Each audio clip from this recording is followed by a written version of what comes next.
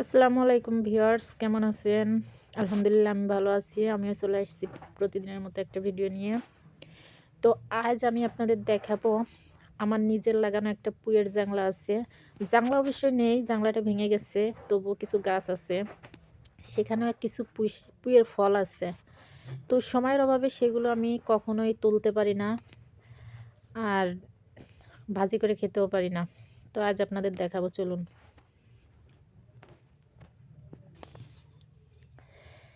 এই হলো আমার সেই পুঁইয়ের জাংলা। জাংলা নাই, ভেঙে পড়ে গেছে, সময়ের অভাবে জাংলাটাও আমি দিতে পারি না। তো জাংলা না থাকলে কি হবে, অনেক বেশি ফল আছে এখানে।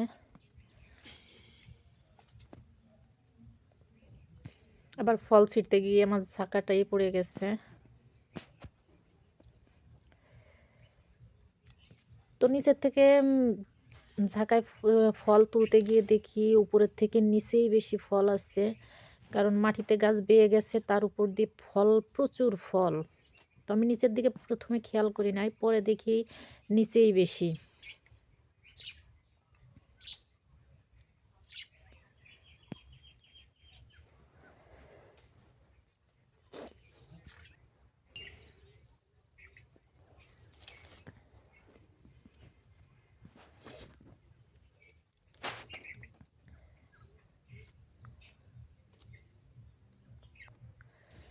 তো সকালবেলা চারিদিকে কুয়াশা, আশেপাশেও তেমন কোনো লোকজন নাই।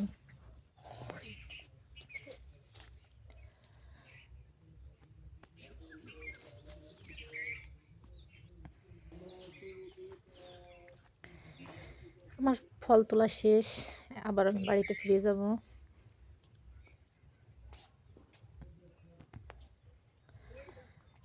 তো যতগুলো ফল তুলছি এতগুলো ফলে আমাদের হয়ে যাবে, যেহেতু আমাদের সংসারে বেশি মানুষ না, আমরা মাত্র 3-4 জন মানুষ।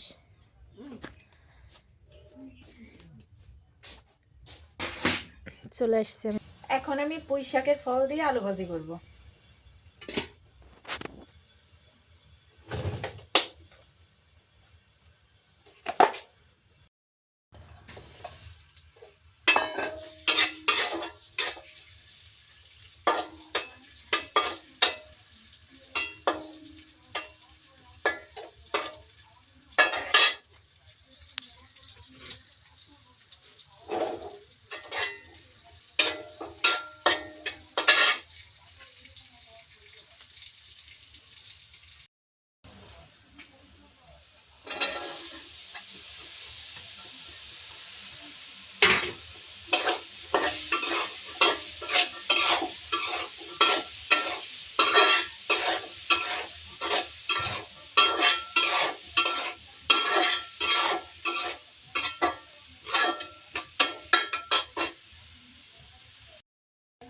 আমার ভাজি করা প্রায় শেষ।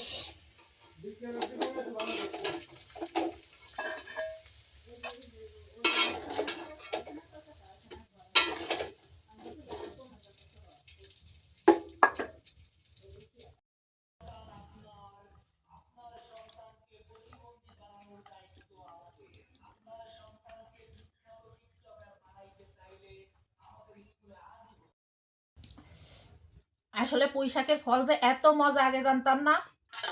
সকালের জন্য ভাজি করছিলাম, প্রায় শেষ, আমাদের খাওয়াও শেষ। আসলে বলার মতো না, পুঁই শাকের ফলের ভিতরে যদি আলু দিয়ে ভাজি করায়, ভাজিটা বেশি মজা হয়।